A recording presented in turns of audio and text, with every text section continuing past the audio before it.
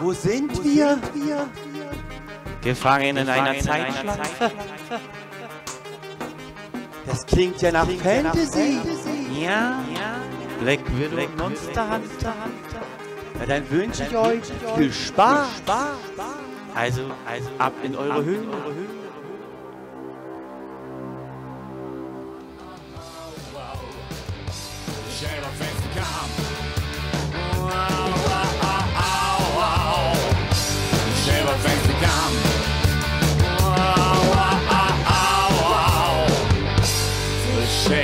Thanks to come.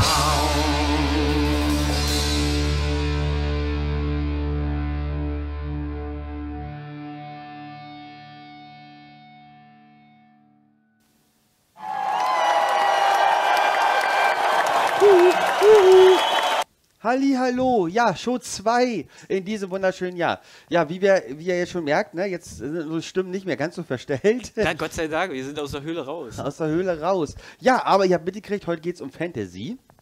Ja, so ein bisschen eine Vorschau natürlich auf 2021, was wir hoffen wollen, dass die auch natürlich im Kino kommen, diese wunderschönen Filme. Ja, aber vorher, wie war eigentlich deine Woche, Christian? Ja, ich habe einen interessanten Bericht oder eine interessante Sichtweise heute, beziehungsweise in dieser Woche gesehen. Aha.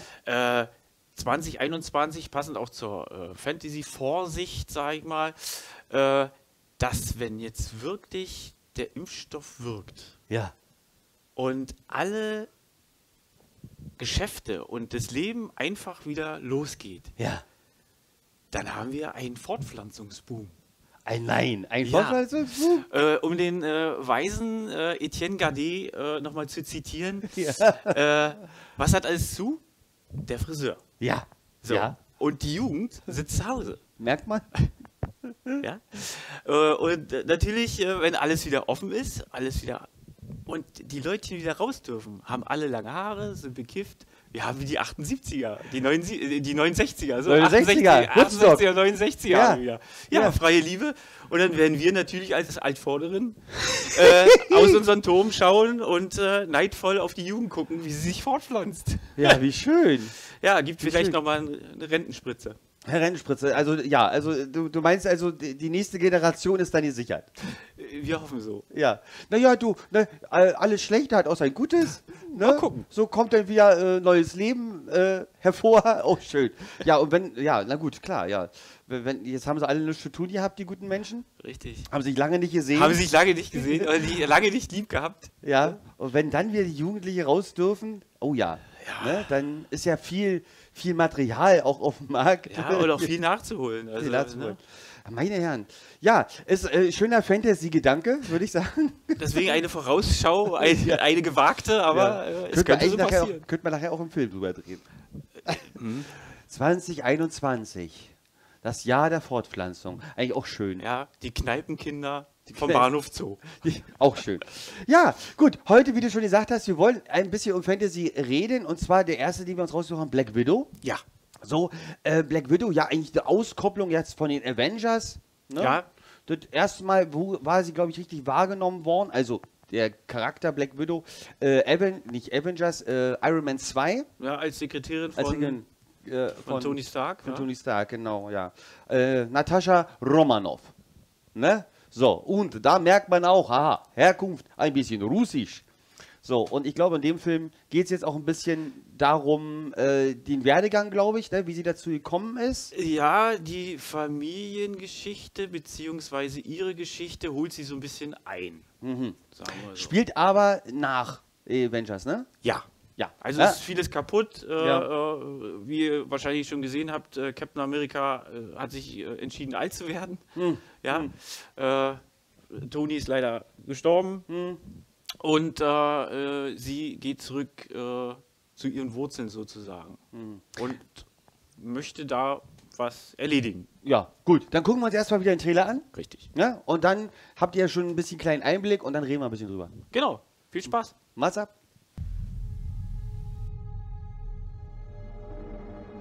Früher hatte ich nichts.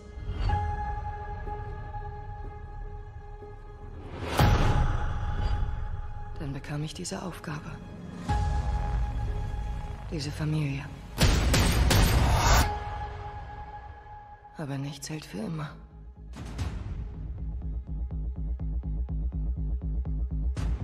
Ich hörte, Sie mussten schnell verschwinden. Ist heutzutage nicht leicht.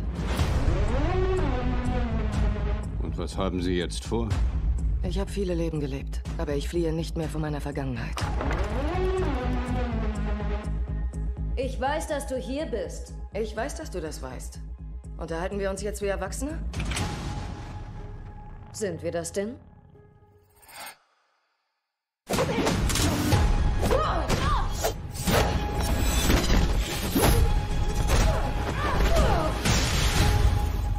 Ich freue mich auch, dich zu sehen, Schwesterchen. Warum kommst du nach Hause?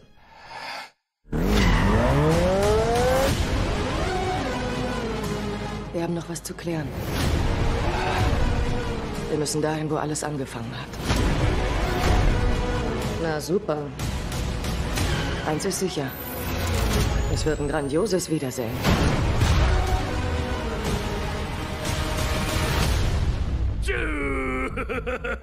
Passt immer noch. Die Familie. Endlich wieder vereint. Du bist fett geworden.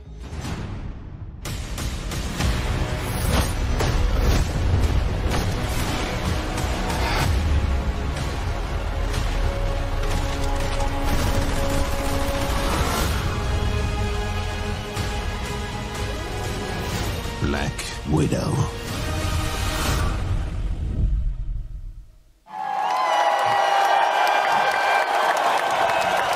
Stimmt. Neue Neue Geste, Geste. 2021. Die ja. Präsenter. Die Präsenter. Ja, Black Widow. Ja, jetzt haben wir ein bisschen gesehen. Also hat jetzt mit den Avengers jetzt nicht mehr viel zu tun. Also es wird auch ein bisschen so, wie dazu gekommen ist, gerade so die KGB-Vergangenheit von ihr. Ne? Was natürlich russisch, na klar, dann war man beim KGB. Ne? Oder bei den Spätznaz. Je nachdem, das sind ja so die zwei Varianten. Ja, große Starbesetzung. Ja, Rachel Weisz spielt mit als Schwester. Ja, und wir haben mal mitgekriegt, die Frau ist jetzt auch schon 50. Mittlerweile, ja. Ja, und aber wie sie sich da im Film bewegt. Also, Ja, mit 50, ob wir das noch können mit 50. Ja, weiß ja, ich vielleicht mal auch ein bisschen Spielerei. Ne? Ist ja Fantasy. bestimmt. Ne? Ist ja Ist Fantasy. Fantasy. Ja, und dann natürlich Scarlett Johansson, wie sich denn so schön wieder in ihren Catsuit, wollte ich gerade sagen, so reingezwängt hat. Ja. Schöne Taille hat sie. Also ich finde, bei Black Widow, egal wo sie ihn gespielt hat, in welchem Film, also eine schöne Taille.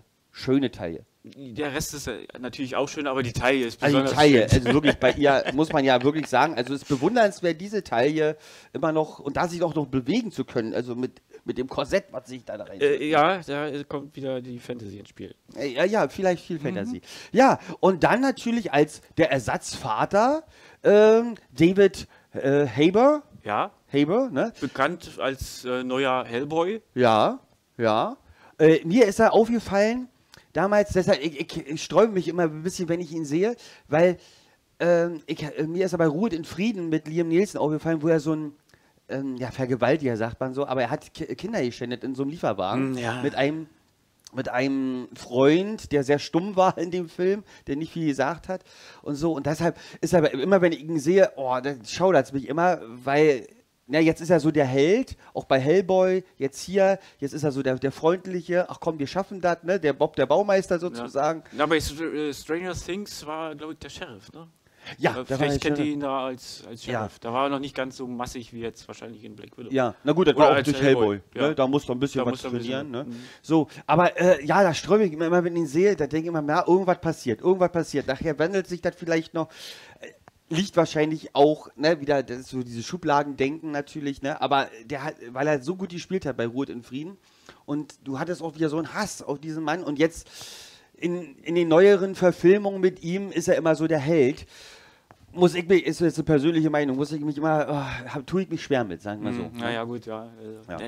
Bekannt ist aber noch gar nicht, wie lange er ist.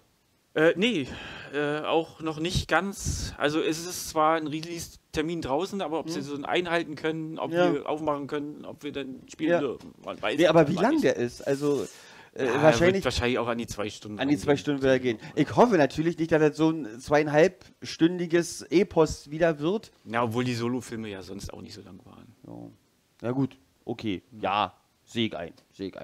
Ja, gut. Rachel Weisz. Rachel Weisz immer noch die Frau von Daniel Craig. Also da muss man ja wirklich sagen, hier, ne, da haben wir wieder den Fahren, keine Zeit zum Sterben. Wir warten ja auch ganz doll noch auf James Bond und hoffen natürlich, dass er irgendwann auch mal startet. Verheiratet seit 2011. 2011. Auch schon mal. Ja, und wie sie sich da so bewegt in dem Film, muss man ja ehrlich sagen, Daniel, guten Fang gemacht. Hut ab und Respekt. Hut ab, also, dass man so noch, und sie sieht wirklich, also doch, muss man ehrlich sagen, Ja, die gut gehalten. auf gut gehalten. Also, dann gerade so in den Parts, sie spielt ja so ein bisschen die Lebensgefährtin auch von dem David Harbour. So, Die Ziehtochter ist die Schwester von Black Widow, soll sie wohl sein, glaube ich. Sie ist Oder die war Schwester? sie die Nee. Quatsch, Die ist die Frau. Die Frau. Die Frau, also Frau soll's auch, sein. die haben ja alle in dem Deswegen Film, 50, na klar. ja, die haben ja alle in dem Film verschiedene Nachnamen. Also eine richtige Familie ist es nicht. Die werden wahrscheinlich so ein bisschen hingecastet Also worden. KGB-Ausbildung als Kinder und dann wahrscheinlich zusammengewürfelt als eine Gemeinschaft und dann Ja, die Fantastic Four. deklariert als Familie. Ja, genau. Ja, deklariert. Ne? Und so, und also sie spielt ja so ein bisschen, die Rachel Weisz, so ein bisschen die Ziehmutter. Ziehmutter, so. Die Ziehmutter, ne? Und dann, da ist ja noch eine Schwester, also sie wird auch immer als Schwester betitelt, Genau, also. ne? Aber man weiß ja irgendwie, doch aus einem Ei kommen sie nicht. Nee. Ne? Also das wird nicht funktionieren. Ja, aber ansonsten, ja, es geht so ein bisschen auch die KGB-Vergangenheit, ja, das hat man auch schon ein bisschen gesehen. Also oder zwischendurch ist wahrscheinlich gar nicht so viel Fantasy drin, sondern eher so eine Ausbildung, wie sie wahrscheinlich auch im Realleben für die KGB-Leute gemacht wurde. Ja, so ein bisschen Erinnerung an Red Sparrow. Ja, So ein bisschen ja, in diese Richtung stimmt. geht es. Stimmt, ne? Da war ja, oh Gott, jetzt meine Jennifer Lawrence. Ne, meine Lieblingsschauspielerin, muss man ehrlich sagen. Ich mag sie wirklich ganz dolle. Ja, und da war es ja auch so, ne, dass sie dann in dieser Geheimorganisation ist und wird angesetzt auf irgendwelche Leute und ich glaube, so ähnlich ist es jetzt auch bei Black Widow. Aber wenn man schon sie ein bisschen verfolgt, auch gerade durch die Avengers Filme oder die Reihe, weiß man natürlich, ne, sie kann auch Bälle umkippen und Bienen kauen, weil sie Honig will. Und Also- unter Wasser grillen. Und unter Wasser grillen. Ne? Also Chuck Norris, der weibliche Chuck Norris. Ne?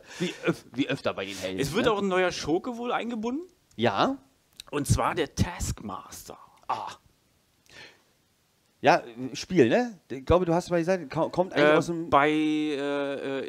Im Spider-Man-Spiel, also jetzt nicht Miles Morales, sondern das davor, war er auch schon zu sehen als Gegner von Spider-Man, ja.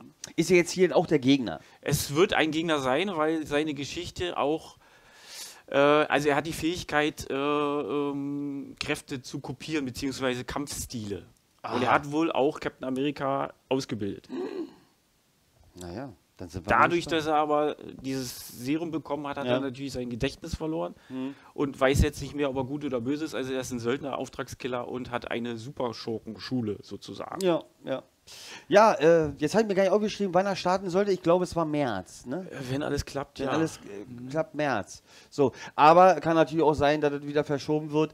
Das hängt ja immer davon ab, wann wir nun wirklich endlich mal aufmachen dürfen. Ne? Aber ansonsten, glaube ich, hoffen wir mal, dass wir diesen Termin halten. Vielleicht wird es aber auch April. Ja, wie gesagt, er wurde ja auch schon verschoben. Er sollte ja auch schon früher kommen. Genauso wie der nächste Film verschoben wurde. Ja. Und da noch gar kein Release-Termin bekannt ist. Ja. Ja, er sollte eigentlich schon Dezember letzten Jahres starten. Er sollte im Dezember starten und es ist Monster Hunter. Monster Hunter, auch eine Spielverfilmung. Wenn man Eine so will. Spielverfilmung unter Capcom, also diese japanische Spieleentwickler, bekannt von Street Fighter und Resident Evil, mit Mila Jovovich, die ja auch bei Resident Evil bei den Filmen schon mitgespielt hat. Ja. Naja, gut, dann gucken wir uns ja erstmal wieder den Gucken wir uns Trailer den an Trailer an. und dann reden wir ein bisschen drüber. Mats ab! Mal's ab. Falcon Main hier, Bravo-Team, fordern sofortige Unterstützung. Das sieht aus wie ein Riss im Himmel.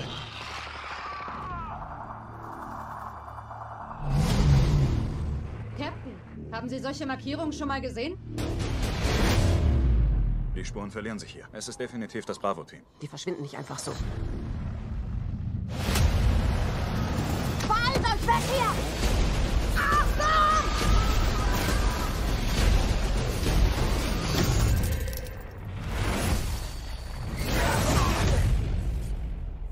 Scheiße, Mann, wo sind wir hier? Dieser Blitz, die Markierungen haben uns irgendwo hingeführt. Jungs! Sind wir jetzt die Guardians of the Galaxy? Auf 6 Uhr! Dear Bros.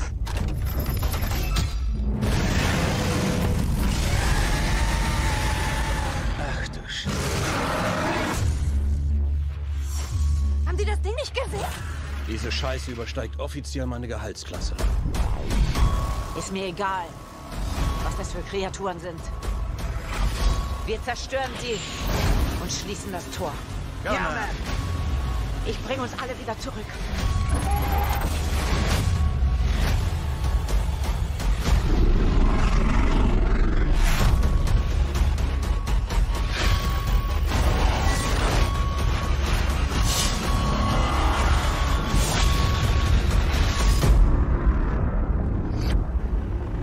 Unbekanntes Flugobjekt. Diverse Verluste.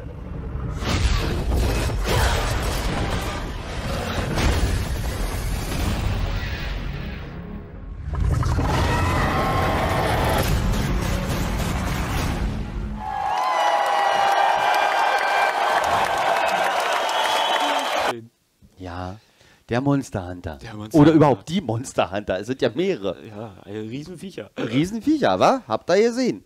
Ja. Ja, hat mich so ein bisschen erinnert an die Reise zur geheimen Insel mit Dwayne The Rock Johnson. Diese Neuverfilmung von Jules Verne.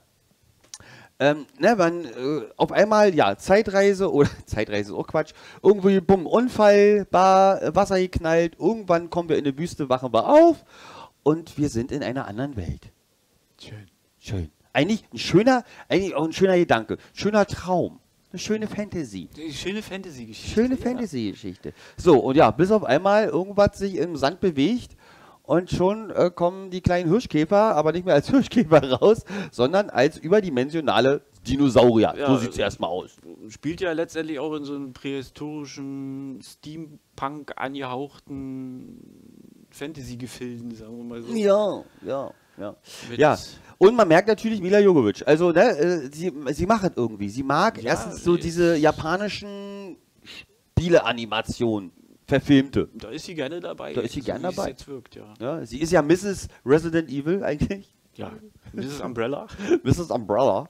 Ja, also hier ist es aber bekannt, der geht 1 Stunde 43. Ja, das wissen wir schon mal. Und ihr habt ja gesehen, er sollte ja im Dezember starten. Das ist ja da schon noch ein bisschen im Trailer noch rausgekommen. Ja, ist er aber nicht.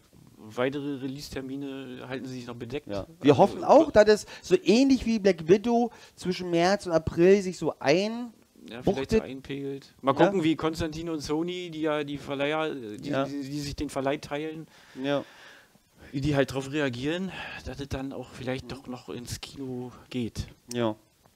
Ja, und von einem Hellboy zum nächsten. Ja. Er spielt auch mit, Ron Perlman. Perlman. weil der er noch nicht, ja, aber wir haben ihn im Trailer auch noch nicht entdeckt. Wir wissen aber, dass er mitspielt. Vielleicht ist er auch ein Monster. Vielleicht ist er ja auch irgendwie im Ältestenrat, man weiß Im es ja Ältestenrat, nicht. Ja, so eine Geschichte kurz erzählt. Ich meine, im Endeffekt ist ja dieses Spiel oder die Spielverfilmung, wenn man so will. Also, ne, irgendwie Sandsturm, Bom, Unfall und wachen auf und sind in dieser Welt. Ja, und auf einmal kommen natürlich diese Riesenmonster, die man natürlich bei uns nicht kennt, ne, und gar nicht weiß, wie handhabe ich das. Und die ganzen Waffensysteme, die sie haben, funktionieren nicht. Und schon braucht man überdimensionale Waffen, wie im Spiel eigentlich auch schon erklärt. Genau. Ne, da weiß man immer gar nicht, wie hält man denn so ein Schwert, was 3,75 Meter groß ist und man selber nur 1,80 ist. Die natürlich auch gecraftet oder hergestellt werden aus den gejagten prähistorischen Knochen. Urviechern. Ja. Ja, Knochen, Leder, da wird wahrscheinlich noch irgendein Zauber drauf gestreut. Das ist im Grunde genommen auch gegen größere und immer noch größere Viecher in den Kampf ziehen kann. Ja. Da muss man aber auch, glaube ich, auch sich als Mensch sehr gut trainieren, weil wenn die jetzt, die sind ja nicht größer geworden. Also wenn die Menschen bleiben ja ungefähr, haben ja diese Größe von durchschnittsmäßig 1,80, 1,85. Ja, gut trainierte Jäger. Die müssen auch hochspringen können, damit sie dann von hinten anal durchs Auge das Gehirn treffen. Genau. Also das wird schwer. Wird schwer. Ne? Egal, was für Waffen man hat. Also deswegen Fantasy, wir sind wieder bei der Fantasy. Wir sind bei Fantasy, ja. Ist halt immer so. Ja, aber trotzdem von der Geschichte her, also wenn man jetzt so auf Fantasy steht, trotzdem wieder schön gemacht. Du hast auch diesen Aha-Effekt, ne? So dieses, das sind die großen Monster wie bei Godzilla oder auch Kong Island oder wie sie alle hießen. Ne? Wer das mag, der erwartet natürlich irgendwo mal eine Hand auf dem Flugzeug, ja, die eben, wo das Flugzeug dadurch abgetrieben wird oder eben es erhob sich die Erde und schlug mir ins Gesicht und dann siehst du nur ein Auge. Also das erwartet man natürlich, wenn man jetzt Fantasy-Filme guckt. Ja, und dazu kommt natürlich auch die große Spiel-Community, also ist ja auch eines der erfolgreichsten Monster Hunter World zum Beispiel, eines der erfolgreichsten Online-MMORPG. Entschuldigung, ich habe ein bisschen aufgestoßen, scheiß Cola. Auf jeden Fall ist da ja wieder die Angst sehr groß in den Foren und in der Community, dass wegen Spielverfilmung, wir hatten das Thema schon mal, muss World of Warcraft, ne? Ja, es muss funktionieren. Aber so wie es im Trailer schon aussah, haben sie was dazugelernt, sagen wir mal so. Ja, also das nehme ich auch schon an. Ich meine, sie haben ja auch vom Cast her, haben sie sich ja auch, wie auch bei Black Widow, ja auch ein bisschen Starbesetzung reingeholt. Wahrscheinlich um auch ein bisschen die Leute, die jetzt eben auf Resident Evil und das alles so auch ein bisschen mögen, dass sie eben wissen, aha, mit Mila Jovovich, da haben wir schon mal eine feste Größe, die eben auch weiß, wie sie vielleicht mit anders aussehenden Gestalten, so möchte man das sagen, umgehen kann und wie sie vielleicht auch vernichten kann oder vielleicht ist es das auch der Weg gewählt, vielleicht mit dass sie so in einem Szenario Fantasy schon sehr muss ich sehr stark drinstehen. Muss ich auch sagen. Ja, es gibt ja, also gerade bei Fantasy, wir haben uns ja jetzt diese beiden hier rausgesucht, weil wir hoffen natürlich auch, dass diese beiden Filme so zeitnah jetzt erstmal in diesem Jahr, wenn wir öffnen können, natürlich dann zu uns kommen. Natürlich gibt es viel mehr. Es gibt viel mehr, die auch schon angeteasert wurden. Morbius zum Beispiel. Ja, um wen geht es da so ein bisschen? Dr. Morbius, der im Grunde ein kranker Wissenschaftler ist, der auch in die Marvel-Richtung geht. Dann nachher sich als Vampir äußert. Also man weiß noch nicht, wird er jetzt ein Anti-Held, wird er ein Schurke oder wie auch immer. Spider-Man, der dritte Teil von den Neuverfilmungen soll wohl kommen. Ja, aber auch wahrscheinlich erst Ende des Jahres, so wie es aussah. Ne? So, aber der Anti-Held von Spider-Man, Venom. Ne? So, und hätten wir euch gerne gezeigt, aber das, was bis jetzt rauskommt, ist ein schwarzer Bildschirm und da steht auf einmal Venom. Ein Schriftzug. Und mehr ist nicht bekannt. Es steht auch eigentlich gar nicht viel drin, was uns erwartet. Also wahrscheinlich, wissen selber noch nicht. Also wahrscheinlich haben sie ganz viel Filmmaterial gesammelt. Ja, der Cassidy soll wohl mit drin sein. Ja gut, Tom Hardy wird natürlich... Als Schurke, aber wie und was? Ja, und Tom Hardy wird ihn spielen. Und Tom Hardy wird ihn nicht spielen, auf jeden Fall. Als Eddie Brooke, auf jeden Fall, der ist auf jeden Fall dabei. So, also es gibt natürlich viel, gerade im Fantasy-Bereich in diesem Jahr, muss man wirklich sagen. So, ja, ich sag mal jetzt so als Fazit von, also Black Widow würde mich selber reizen, dadurch, dass ich auch so Avengers und Iron Man und Captain America und dass man das alles so geguckt hat mit Guardians of the Galaxy, diese Zusammenstellung, wie es überhaupt sind Avengers, das würde mich richtig reizen, weil ich ja auch gerade Red Sparrow habe ich auch gesuchtet, muss ich ehrlich sagen, weil es sehr schön aufgebaut war, ne, und da hat man ja auch gemerkt, dass sie eigentlich auch ein sehr verletzliches Wesen war in dem Film. Sie wurde zwar ausgebildet und hat auch alles gemacht, aber im Endeffekt ist es auch eine Frau gewesen, die auch mit Ängsten behaftet ist. Und ich nehme mal an... auch Bedürfnisse hat letztendlich. Bedürfnisse hatte. Ne? Sie wollte auch einfach nur eine normale Partnerschaft, nach 16:30 nach Hause gehen und zu wissen, okay, ich mache mal ein bisschen Essen und gehe ins Bett. Ja, so. Und ich glaube, ähnlich haben sie es bei Black Widow gemacht.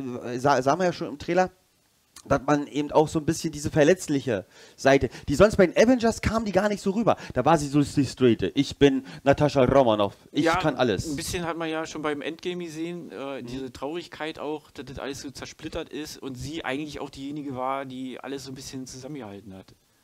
Ja. Dass sie auch gesagt hat, nee, ich möchte, dass es nicht zu Ende ist, wir sind doch alle eine große Family. Ja, sie war auch die Erste, die den Hulk so ein bisschen verstanden hat. Ja, auch als Hulk. Umgarnt hat. Umgarnt hat, natürlich und er auch. natürlich auch auf sie. Ja, naja, wie gesagt, so wie sie da sich auch darstellt, ne, und wie sie auch bei Iron Man rüberkam, ja, eine Zuckerschnute. Muss man wirklich sagen. Doch, naja, kann man ruhig so sagen. Ja, ne? Also war wirklich nett anzusehen und wenn sie dann natürlich dich auch noch verteidigen kann, also ich gehe jetzt mal wieder aus, du gehst mit dieser Frau, wenn es mal so wäre, ne? Du gehst mit ihr irgendwo hin, ja, und da macht die irgendein Typ an. Und dann kannst du einfach sagen, mach mal so weiter, sonst kommt meine Frau. Und jetzt wird man erstmal belächelt, sag ich doch mal ehrlich. Ja. Aber dann kommt Black Widow um die Ecke und die macht dich alle. Die kann das. Ne? Also, ja, man ist wirklich was dabei, wo man jetzt sagen kann, nee, könnte ich mir vorstellen, ich bin auch als Mann, bin ich gesichert, wenn ich sie an meiner Seite habe. Also ich denke mal, so wird es auch im Film doch ein bisschen rüberkommen. Auch die verletzliche Art, aber eben auch, wie sie natürlich auch diese Ausbildung genossen hat, sodass sie im Haupt so nachher ist. Also es wird eine kleine Rückblende, glaube ich, auch geben, dass es so ein bisschen wieder zwischen so einen Zeitsprung gemacht wird. Ist wahrscheinlich auch viel Rückblende bei. Ja, und bei Monster Hunter, da als Fazit, also ist dieser klassische Fantasy-Film, wie man kennt, eine Spielverfilmung. Ne, die wollen natürlich irgendwo alle nachher wieder zurück in ihre normale Welt, ist ja ganz normal. Ne, und die versuchen das, aber ihnen werden natürlich ein paar Stolpersteine auf den Weg hingestellt und man kriegt daher auch den Hunter, der von Tony Jaa. Tony Jaa nachher auch gespielt wird, der natürlich sie einführt in diese andere Welt mit den Waffen. Ja, also ich glaube... Ja, großes Actionkino, wo man sich auch ein bisschen drauf aufhängen könnte, dass es vielleicht wieder zu actionlastig wird und zu viel, so wie der letzte Godzilla-Teil, den wir uns im Flugzeug angeguckt haben. Ja. War nicht unseres. Also war zu viel und einfach zu viel. Und da wäre vielleicht, was man im Trailer auch nicht gesehen hat, was im Spiel aber ist, diese Katzendiener, diese Palikos, ob sie die mit eingebaut haben, vergleichbar so als kleine Sidekicks, zum Beispiel bei Star Wars, R2-D2, die ein bisschen Witz, ein bisschen Charme reinbringen, die auch dieses Action-Kino ein bisschen auflockern irgendwo. Ja, oder auch die anderen, Mensch, wie hieß die noch? Die Evox. Die Evox, die waren auch so niedlich. Oder irgendwas, was diese ganze Action-Szenerie auflockert, damit es im Grunde genommen auch nicht langweilig wird. Weil nur Geknalle und nur Geballer und nur... Ja, das wird doof. Du brauchst eine Story. Du brauchst eine schöne Story, dass man sich auch selber einfinden kann. Du brauchst im Actionfilm, einfach auch so einen Ausspruch, yippie, ihr Schweinebacken. Genau. Ja, und wichtig ist, glaube ich, auch bei aller Fantasy hin und her, man muss so ein bisschen Stück weit in den Film auch, ich glaube, so schaffen, dass man sich vielleicht reinversetzen könnte, dass es vielleicht doch durch irgendwelches Zeitraumkontinuum vielleicht doch passieren könnte. Da sind wir wieder bei der Parallelwelt. Ja, bei der Parallelwelt. Ne? Deshalb, das ist, glaube ich, auch ganz wichtig, dass man nicht einfach nur, es ist halt so, wie es ist, sondern dass man vielleicht einen kleinen Bogen schlägt, darum könnte es vielleicht so gewesen sein. So. Und da ist, glaube ich, wie du schon sagst, ist das, glaube ich, ganz wichtig. Ja. Gut, im Endeffekt Fantasy. Heute war ein bisschen Fantasy. Ja, nun wissen wir noch gar nicht, was für ein schöner Trailer heute kommt. Wir machen nämlich ein kleines Geheimnis. Ein kleines Geheimnis wird heute kommen. Wir versuchen das natürlich so ein bisschen an dem Rahmen natürlich auch zu kriegen, aber ihr wisst ja, die alte Werbung und Fantasy also weit hergeholte Fantasie ist ja meistens mal dabei. Aber vielleicht finden wir was Schönes. Ja, so wie letztes Jahr, ne, Zucker zaubert. Ich meine, ihr wisst aus dem heutigen, wir leben im 21. Jahrhundert, Zucker zaubert doch nicht so schön. Doch, Zucker zaubert, aber manchmal auch in die andere Richtung. In die andere Richtung, ne? Du hast viel Frau. Irgendwann. Ja, natürlich auch viel Mann. Entschuldigung, ne? Liebe Frauen, natürlich auch viel Mann. Ne? Ja, gut. Aber ansonsten werden wir mal gucken, was jetzt läuft. Ne? Und dann freuen wir uns, wenn es euch gefallen hat. Ne? Schreibt uns dann wieder in die Kommentare. Abonniert uns, Bimmeldings an. Ne? Wir sind auf Facebook oder schreibt uns nochmal in die Kommentare, über was wir vielleicht auch nochmal sprechen könnten. Genau. Was vielleicht nochmal kommt. Sollen wir nochmal irgendwelche Serien aufgreifen? Das wäre auch gut. Sollen wir vielleicht auch nochmal über irgendein anderes Genre sprechen? So ein Fantasy Island, weil wir heute gerade dabei waren. Fantasy Island. Gerne. Ja, schreibt uns in die Kommentare. Gehabt euch wohl. Genau. Und jetzt gehen wir erstmal wieder ab an die angeschlossenen Funkhäuser. Und wünschen allen einen guten Appetit. Tschüss. Ich hab nen Lufti auf dem Nachttisch, ich hab nen Lufti am Kamin, ich hab nen Lufti in der Dusche und ein frischer Duft liegt in der Luft. Neu von Airfresh. Airfresh Lufti. Der Lufterfrischer mit flüssiger Frische. Wirkt dauerhaft intensiv. Wochenlang. Airfresh Lufti und ein frischer Duft liegt in der Luft.